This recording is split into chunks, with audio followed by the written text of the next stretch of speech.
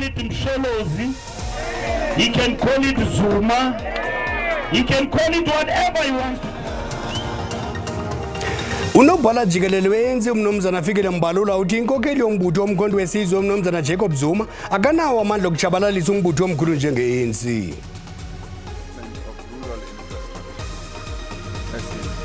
Umongameli Cyril Ramaphosa uthi ayiyonyani ukuba akathathi manyathelo urhulumente ukumilisela izindululo zekomishoni kaJudge Zondo ngezityholo zokubanjwa kwarhulumente ngophongwana. Umqeqeshi wabafana Hugo Bruce uthi ulindele ukuba abadlali bakhe bafunzele edabini noxa bethathe ixesha elide ukuya kufika kwisixeko sase-Algeria e-Algiers.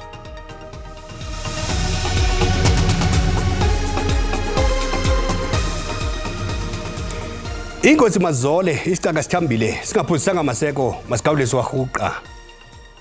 Unobhala jikelele wenzi umnomzana Fikile Mbalula uthi inkokheli yombutho omkhonto wesizwe umnomzana Jacob Zuma kanawo amandla okutshabalalisa umbutho omkhulu njenge-ANC.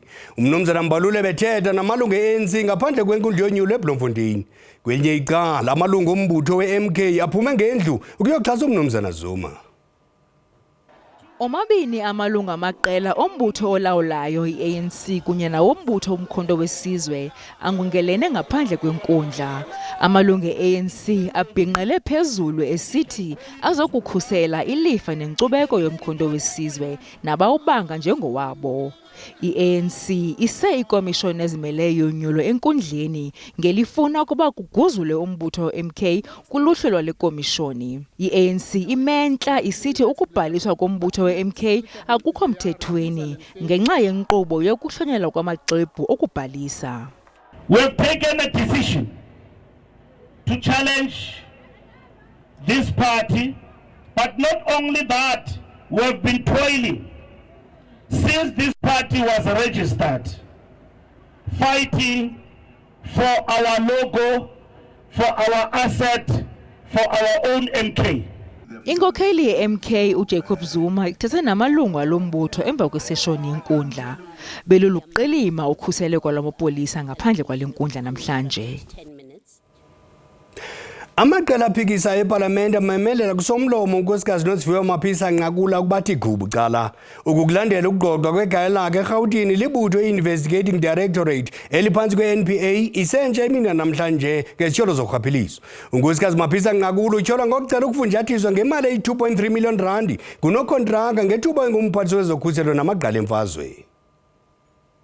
Ityholo tyatya kwazona nkosikazi Maphisa Nqakula zidluliswe nakwikomiti yokuziphatha nemicimbi yezinto zamalungu eParliament ukuba ziphandwe. Kwingxelo yayo iParliament isemile kwelokuba usomlomo umsulwa kwaye akananto angayifihla eza kusebenzisana nophando. We can confirm that the Speaker has cooperated fully, has opened her house, her home to the investigators. She has cooperated with them for 5 hours that they were doing their job. And that's what we can say at the moment. Let's allow the due process to unfold. At the moment, we don't know what are their findings, and it would be premature for us to comment negatively or positively as caucus. Let's allow the due process to unfold. Everyone must be given a benefit of doubt up until there is a concrete report on the findings and recommendation thereof. Ukanti kunyabantu ezotshutshiso i-ID ephantsi kwalo linqinile ukuba eneneni lwenziwe ugqogqo kwikhaya likankosikazi Maphisa Nqakula eRhawutini ngale ntsasa kodwa lavuma ukunaba ngalo mba. Otyholwa ngokubulala wayengumculi aka uMzwethemba Gwabeni uxelele inkundla kamanje yaseThekwini ukuba wahlawulwa imali engaphaya kwe-800,000 kodwa yayisuka kwinkampani ehloniphekileyo. Abatshutshisi batyholwa ukuba le mali yasetyenziswa ukuhlawula omnye umtyholwa ukuba enze sisileku. Abahlanu barhanelwa abasixhenxe kweli tyala bajongene namatyala ali-12 aquka ukubulala izihlandlo ezimbini, iyelenqe lokubulala, ukudubula ngompongekho mthethweni kunye norhwaphilizo lwemali. Igqwetha uJoseph Volmaran somele umtyholwa wesine uMzwithemba Gwabeni ufunde ingxelo efungelweyo yammeleyo phambi kwenkundla. Kule ngxelo uGwabeni uthi unenkampani yasemgodini efakwe kuluhlu emelo eMpumalanga njengeGwabs Trading yaye ukuba ibheyile akayinikwa ushishino lwakhe luza kuqhoqeka. Uthi inkampani yakhe yokwakha iza nesixa esifikelela phakathi kwezigidi ezimbini ukuya kwezintathu zerandi ngonyaka. Abatshutshisi batyhola ngokuba imoto kaGwabeni yayisetyenzisiwe xa kwakuqulunqwa eliyelenqe lokubulala. Kodwa kwiqwebhu lakhe lenkundla elifungelweyo iafidavit ukutsho akakuvumanga kwaphela ukubandakanyeka kwemoto yakhe eyiBMW eGrey ngobusuku bokubulawa kuka-AKA noMotsowane. Woleke ngokuvuma ukufumana imali engange-800,000 kwinkampani ethile ngomsebenzi abawenzayo. The 803,000 rand was paid to me from a reputable company who I have done business with before. In fact, our business relationship goes back as early as 3 years back. Given the above, I record that the investigations shall reveal that was not a once-off payment as alleged. Inkundla ikwave ukuba uGwabeni uqeshe abanye abatyholwa kunye naye njengonogada yaye ukwanikeza inkxaso-mali kwicandelo leteksi noxa engenayo nenye yena iteksi. In this regard, I came to employ my co-accused in this matter and utilized their services as security guards when I traveled to Mpumalanga, where my mining business is situated. Umtyholwa wesibini kwelityala uLindo Kuhle Ndimande naye ukwafake isicelo sebheyile. Uxelele inkundla ukuba akanakubaleka kwaphela yaye uzinikezele ngokwakhe kwabakantsasana ngomhla wama-28 kweyoMdumba ukutsho ngoFebruwari kulo nyaka. Elityala limiselwe umhla wama-27 kweyoKwindla ukutsho ngoMatshi ukuze abatshutshisi bafake amaxwebhu wabo. Amabutho kaZulu asigxekile isenzo somphathi wophuhliso loqoqosho nemicimbi yokusingqongileyo KwaZulu-Natal uMnumzana Siboniso Duma anyanzelisa ukuba axolise kwisizwe samaZulu. Amabutho atyhola uMnumzana Duma ngongabonakalisa imbeko ngakukumkani isiZulu kaZwelithini, uMongameli Cyril Ramaphosa nakwinkulu baphathiswa uNkosikazi Nomusa Dube Ncube ngexa iphazamisa iphakathi elikhulu umfundisi Thula Sizwe Buthelezi. Besicela ukuthi sihloniphe isigameko esidale ukujikijelana ngamazwi phakathi kwe-ANC, i-IFP nabadidiyeli bamabutho banengwe isenzo sikaDuma bethi singabuyisela lesifundazwe odlameni. Ukhona bethula ukuba sizokwakha uzinzo KwaZulu-Natal njengoba kubonakala ukuthi kufuna ukuqubuka loya moya omdala oswangcwatshwa siyawubona ukuthi ufuna ukuvuka ngesikhathi esibiki isikhathi sokhetho. Labadidiyeli bafuna ukuthi uDuma ayoshweleza esilweni indlulamithi nokuthi ahlawuliswe. Futhi awuxolisi nje isilweni ukuthi ngiyaxolisa. Uyashweleza, uyadliwa, udliwa inkomo ushweleza impela kufuneka inkomo. Ungathi nathi singanika ithuba sithi cha-ke ngokona kwakho inkomo singaba 100.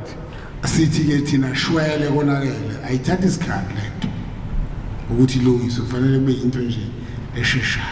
Labaholi bamabutho bathi bavuma ukuthi igangi zabo zishaye amalungu e-ANC sebecela uxolo kulabo. Siyazwelana nabo futhi siyafisa ukuthi kufanele nathi njengamabutho siyigeze kulento abadidiyeli. Khona manjalo amakhosi angaphansi kwendlu yobuholi bomdabu KwaZulu-Natal nawo azobamba umhlangano ngalesigameko sakwaCeza olundi kusasa. Eindabeni ze-SABC nginguvusi Khumalo eThekwini. Kwalapha ezindabeni abahlali eKimberley baxelele iqela leRise Mzansi ukuba badiniwe zizithembiso ezingazalisekiswayo ngelixa iqela lingena umnyango nomnyango ligaya inkxaso. Kodwa masithuma umntwana evenkileni kuqala.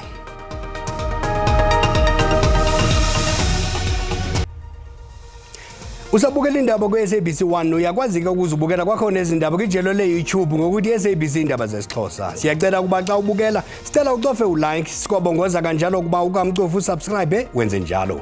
Kwinqaku lokuqala sithe unobhala jikelele we-ANC uMnumzana Fikile Mbalula uthi inkokheli yombutho womkhonto wesizwe uMnumzana Jacob Zuma akanawo amandla okutshabalalisa umbutho omkhulu njenge-ANC. uMnumzana Mbalula bethetha namalungu e-ANC ngaphandle kwenkundla yonyulo eBloemfontein. Kwenye icala amalungu ombutho we-MK aphume ngendlu ukuyoxhasa uMnumzana Zuma. Umongameli Cyril Ramaphosa uthi ayonyani ukuba akathathi manyathelo urhulumente ukumelisela izindululo zekomishoni kaJaji Zondo ngezityholo zokubanjwa karhulumente ngophongwana.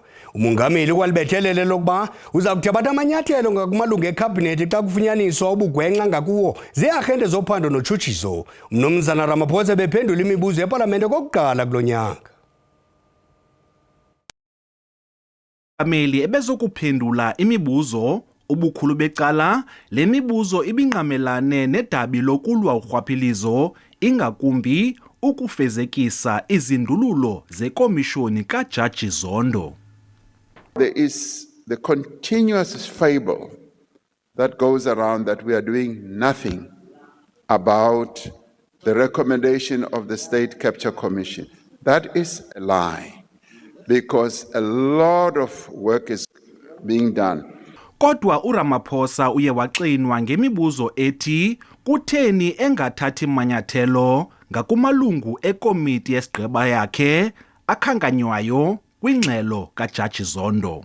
Any actions that I take in respect to members of the executive about whom the commission made findings will be informed by the outcomes of the processes undertaken by relevant entities. uRamaphosa uphinde wabuzwa ngenkqubo yokuphanda ukuba ingaba amalungu ekomiti yesigqeba yakhe aphila ubomi obuhambisana nemivuzo yabo. Your failure to implement lifestyle audits is what has facilitated this alleged corruption by the Speaker. It is a matter that is being addressed and reaching finality, and indeed it's a very serious matter that requires the serious attention that we are bringing to bear on it.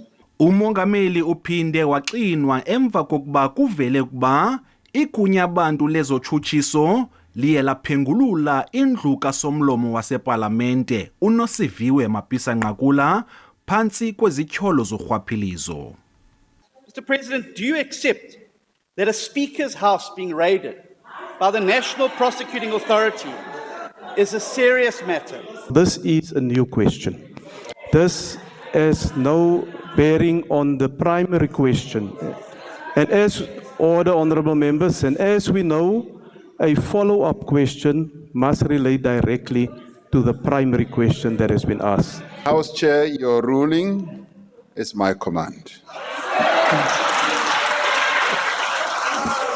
uRamaphosa ugxininise ukuba kunyanzelekile ukuba kulandelwe imithetho xa kuphandwa izehlo zorhwaphilizo. Kwiindaba ze-SABC, Dingubulelani Philip epalamente. Ubuchwepheshe nokuxhobisa uluntu ngolwazi oludingekayo kubalulekile ukulwa ngempumelelo idabi lokuhambisa ulwazi neendaba ezingeyonyani kunyulo lwalo nyaka kweli. Ukukutsho ngunjingalwazi Vukosi Marivate weYunivesithi yasePitoli oziko lakhe ngokubambisene nebhunga lezobunzululwazi nophando-nzulu libambe inkomfa nabendaba ukuqhubisana nalo mkhwa. Umkise ngelithi umkhwa wokuhambisa indaba ezibubuvuvu ungadala kungathembakali kwenkqubo yezonyulo kukhokhelele kwintlaba zahlukane nodushe phakathi koluntu. Ulwamvila lokusasazwa kolwazi neendaba ezingeyonyani lungapheliswa kuphela ngokuxhobisa uluntu ngolwazi oluyimfuneko. What you need is to have almost like, an information center that is staffed with people before elections now just to check for these types of things and be able to coordinate with these platforms. And the resourcing is not small to be able to do that well. The AI systems or the more automated systems are just as a helping tool for those types of things. And that's why you need to add that plus the public education. Unjingalwazi Marivate kwathi nakubeni ekhona amakhubalo ezobuchwepheshe anokuthintela ulwazi olungeyonyani kodwa ayilodabi linokuphunyelelwa lula nanjengoko ingumkhuba utshintsha-tshintsha ngokutshintsha kwamaxesha. Ubashiye besisifu ngumsindo abanhlali beHostile yaseDick Blue Fesowethu umphathi wokuhlaliswa koluntu eGauteng umnumzana Lebogang Mayile ngenxa ungabonakali nangejangele emva kokuba bekulindeleke kubathethe nabo. Umnumzana Mayile ubonakele kancinane kule hostile ehamba nenkokheli zayo emva koko wemka kwinto ekuthiwa kungakhuseleki kwakhe apho. Bashiyeke bekhwanqisekile abahlali basehostile abebengungelene kwiholo loluntu. Abahlali behostile yaseDeepkloof babindekile kokusilela kaMnumzana Mayile ukuthetha nabo nakubene tyelele le hostel wabona amabhodla amagumbi phele kwezi zibonda zale hostel. Utyelelo likaMnumzana Mayile lulandela inyathelo labahlali la izolo lokubhenqa ichoba bevala indlela bekhwiniswa zimeko abaphila phansi kwazo kule hostel. We can only at best build at least 10,000 houses a year. So it means we will not be able to build 1.2 million houses. And that's what we explained to the leadership here, that we will not want to lie and say tomorrow we will solve all the problems. Ulunda lwanelisekanga impendulo yomphathiswa kuba lufuna kuqingqwa umde wexesha ukuvuselelwa kwezakhiwo ezibhodlokileyo zenziwa amakhaya entsapho. Lokhu kudlalwa idive ke manje ukuthi ihostel akuqalwa nini ke yona ukuthi nje kuphume kuqalwa nini hayi ukuthi sifuna ukuthi kudilizwe hostel yonke kwenziwe akusiyo infirm le ukukhiwa kancane kancane nayi budget ekhona kancane kancane. Awuqini ncam umnqwazi wabahlali ukuba uMnumzana Mayile angabuya nosodolophu waseGauteng ngolwesine athethe nabo. Bagrogrisa ngokubuyela ezitalatweni baqhankqalaze ukuba amagosa karhulumente wabuyeli kubo namaxesha aqingqiweyo ukwenza izinto zenzeke. Isebe lezoqhagamshelwano nobuchwepheshe livule ngokusesikweni iCyber Lab yesikolo samabanga aphakamileyo sakuManzana eNgcobo. Inkqubo kazwelonke yeCyber Lab ngumbono wearhente isitha ojoliswe ekudaleni nasekukhuliseni izikolo ezinezixhobo zobuchwepheshe bala maxesha. Esi sisikolo sesibini ukufumana iCyber Lab. Ikwafakelwa kwindawo yokuzalwa kweqala lomzabalazo ugqirha AB Gquma. I-economy elandelayo ngokuyile kuthiwa i-digital economy kulapho ke ngoku zonke izinto zaba based on i-technology. So ke ngoku le initiative siyayibona into yoba izawuncedisa kwelo phulo elo. Abantwana bazozama uziqhelanisa ne-technology besebatsha ukwenzela ingomso labo eliphucukileyo. Isikolo iManzana siwuphucule umgangatho ukuphumelela kwabafundi bebanga leshumi kuyokufikelela kumashumi alithoba anesine ekhulwini. Abantwana will have access with internet, being able to download previous question papers that will assist them with revisions. Shortage ye-computers and loo nto leyo ibibangela uba singakwazi ukuzenza ngendlela efficient i-projects ne-assignments. Le nto izokwenziwa apha izawubanceda ke ngoku ukuba bakwazi ukuba exposed to i-skills as a fourth industrial revolution. Ukanti uluntu lwakuManzana liyabongozwa lukhusele ezi ziseko. Ndingulwandile Mbulali eNgcobo. Iqela iRise Mzansi lithe bhazalala liyogaya inkxaso kwidolophu yaseKimberley eMdlakoloni. Ngelixa inkokheli yalo mbutho ingene kumzi nomzi, abahlali bayixelele ukuba badiniwe zizithembiso ezingenaziphumo. Abo bahlangene noMnumzana Songezo Zibi bathe bakunjulwa kuphela xa kusondele ixesha lokuvota emva koko baphoseke lokulibala. Abanye abahlali babelene ngengxaki zabo neliqela ngelixa libamba iphulo logaya inkxaso umnyango nomnyango. Abahlali bathi abasenamdla kumaqela ezopolitiko abatyelela kuphela xa kuza kuba lunyulo. Bavakalise ukuphelelwa lithemba kwabezopolitiko abangazizalisekiyo izithembiso zabo. They don't want promises, they want action. So they must bring action to the community to make a change in the community. Make a change for us. We are always being promised, but people never come through for us and help. After elections, people are then quiet, but when we need to vote, they are here. Kunjalo inkokheli yeRise Mzansi uZibi uqinisekisile ukuba iqela lakhe alenzi izithembiso zililize. uZibi uthembisile ukuba uyakuqeqesha uluntu ngezakhono zomsebenzi kwaye njengokuba iphondo loMntla Koloni lityebile kukuvuselelwa kwamandla uyakuqinisekisa ukuba oku kuyasetyenziswa luluntu. One of the things that set Rise Mzansi apart is that we do not make empty promises. We don't promise people miracles. We tell them that democracy is like a stokvel. You put something in, you get something out. So we always set out to work with people to solve the issues. The only thing we promise to do is to go and fight together with them. uZibi ukwathe bazimisele ukunyusa inani labaxhasi kweli phondo loMntla Koloni kwaye unethemba lokuba abantu baya kumvotela. Emva kweminyaka engamashumi amathathu yedemokrasi kweli, iintsapho zamaqabane ngamashumi amathathu anesithandathu abulawa ngobuninzi emasero elisuthu zibongoza kumasebe karhulumente ukuba amathambo ezihlobo zabo abuyisele kweli Mzantsi Afrika. Bukela iinkcukacha ezigcweleyo ngeli nqaku kwinkqubo i-Cutting Edge ngokuhlwa nje ngo-9 o'clock kweli jelo le-SABC 1. Kwezi zemidlalo, umqeqeshi wabafana bafana Hugo Bruce uthi ulindele ukuba abadlali bakhe bafunzele edabini noxa bethathe ixesha elide ukuya kufika kwisixeko sase-Algeria e-Algiers. Abafana baza kufana amandla ne-Andorra kunye ne-Algeria kwimidlalo yobuhlobo yamazwe ngamazwe ngolwesine nakwiveki ezayo. uBruce uthi iqela lakhe likuthathe iiyure ezingama-30 ukusuka eMzantsi Afrika ukuya e-Algiers. Abafana balifulathele eli bengamaqela amabini ngenxa yokuba abadlali be-Sundowns belandele emva komdlalo ne-Maritzburg United. Umdlalo Mzantsi Afrika ne-Andorra kunye ne-Algeria inxalenye yephulo lombutho webhola elikhulu kwihlabathi iFIFA. Eli phulo liza kunatyiselwa nase-Azerbaijan, eSaudi Arabia nase-Sri Lanka. Noxa umhlelo umbono kodwa uza konyusa umqansa kubadlali beMamelodi Sundowns abamanxada-nxada kwiitumente eziliqela. We have a game on Thursday already, so it's only 2 days. It will be problematic for those players to play the game. Lo mqeqeshi akakamncamu Leil Foster oyifolosi yeBurnley eNgilani. Le midlalo mibini yokungcweka iza kuba likhubalo ekuzilungiseleleni imidlalo eza kulandelelana yokuzibekela indawo kwindebe yehlabathi eza kubanjwa kweyeSilimela uJuni ngolwamaRhanuka. Umbango omthiya ucima umlilo masikhongozeleza ngomso ngolwimi lwelembe makube chus behele.